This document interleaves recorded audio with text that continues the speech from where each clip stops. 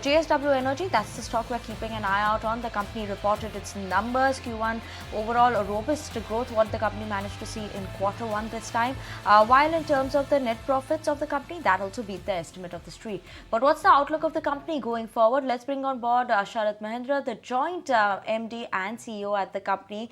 Thank you so much, sir, for joining in with us this afternoon on ET Now. I'm going to start with the Q1 performance, right? Robust performance. This was due to the spike that we saw in the demand. Do you think this is sustainable going forward in terms of the growth that we've seen? Yes, in fact, Q1 has been a really very happening quarter, both for the country as well as JSW Energy. If we see in terms of demand, when we see after witnessing a very good demand growth of 7.5% in last financial year, current year Q1 also has seen a very, very robust growth of 11%. Which has been primarily driven by the growth in manufacturing and the extreme weather conditions, especially in the northern part of the country, which has witnessed a demand growth of 22%. So these factors have driven the growth, and for us, the growth has been 18% against country's growth of 11% in terms of generation. This 18% growth of ours has been primarily driven by very, very good growth in the hydro sector, and wherein our generation has grown by 61%, though the hydro generation at the country level has remained muted when we compare with last year Q1. But in Sutlej Basin, the generation growth has been 38%, and here only our Karcham and Baspa plants are located. So bit better reliability and availability of the plant because of the good maintenance which was carried out. Our growth against 38% growth on Sutlej Basin, our generation has grown by 61%. In addition to that, the renewable energy space also has contributed to incremental generation. One is the new capacity additions of wind, which we have added, and also the better machine availability in the current year Q1. These are the factors, and some part of merchant also growth in merchant sales in thermal space. These are the major factors which has resulted in our 18% generation growth. All right. Hi, very good afternoon, Mr. Mahendra. This is Shrishti also joining in. Let's talk about your capacity additions. That too has been fairly ahead of the curve. Now, you're sounding confident about the 10 gigawatt and 20 gigawatt targets respectively for FY25 and FY30. So share us the latest updates regarding that, and how do you see the capacity addition going ahead?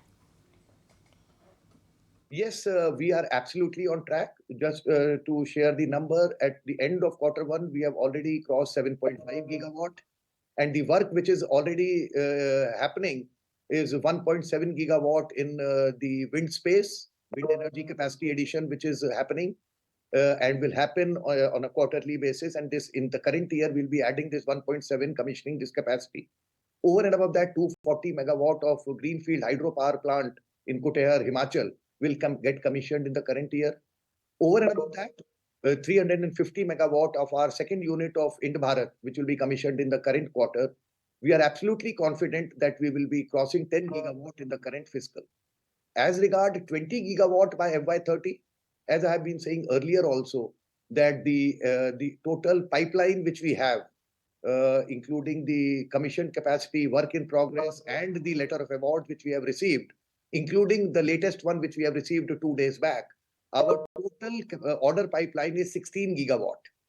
So we are very well on track to reach 20 gigawatt significantly earlier, maybe a few years earlier than 2030, as I have been maintaining maybe for last 3 months, 4 months time.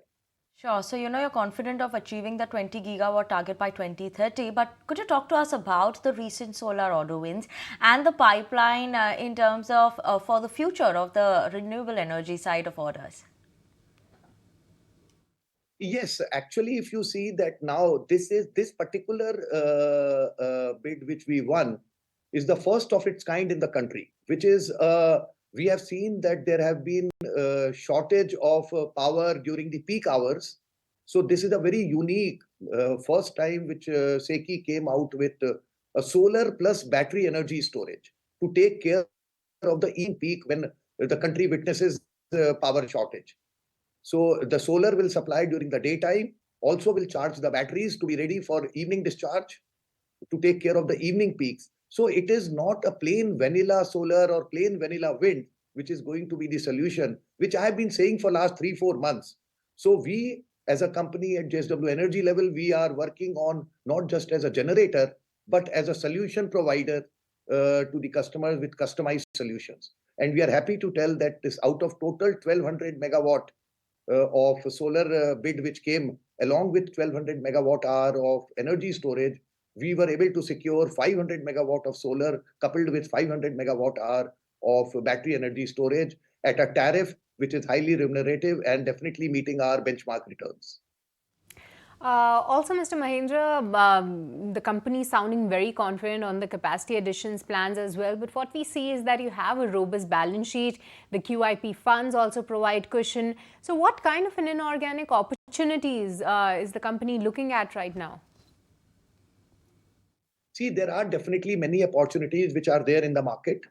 And as we keep evaluating the opportunities and as and when we feel that maybe my benchmark returns are protected, we are definitely looking into this depending on how the things shape up. But yes, there will be definitely the opportunities available, and going forward, we will see how it shapes up. But we are keenly looking towards these opportunities in the market. Mr. Mahendra, we do have the budget tomorrow. So, just ahead of that, any expectations from the budget that you're watching out for?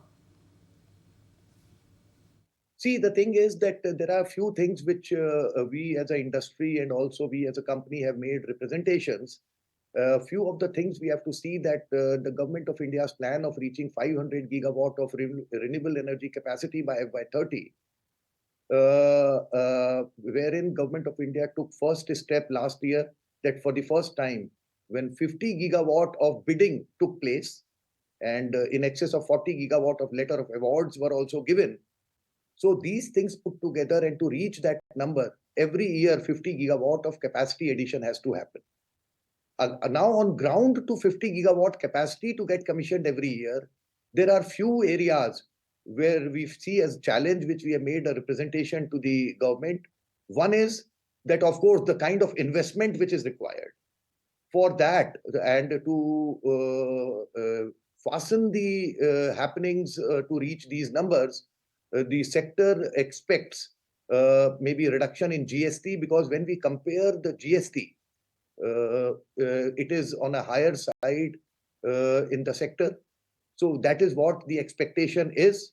Apart from that, the Green Energy Fund, because the kind of investment which the country needs for these numbers to reach 500 gigawatt, that definitely is going to help.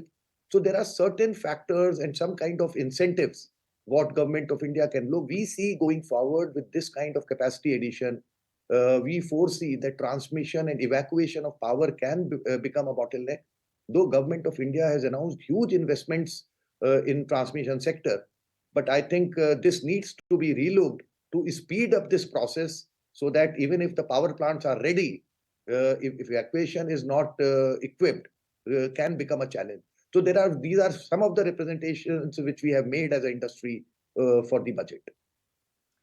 Okay, Mr. Mahendra, thank you so much for joining in with us this afternoon on ET Now and talking to us about the key highlights from the company in terms of the expectation going forward. JSW Energy, they aim to add 20 gigawatt capacity by 2030, confident of that 10 gigawatt capacity addition by the end of this year. That's a word coming in from JSW Energy. But if you like this video, then like, share and subscribe to ET Now.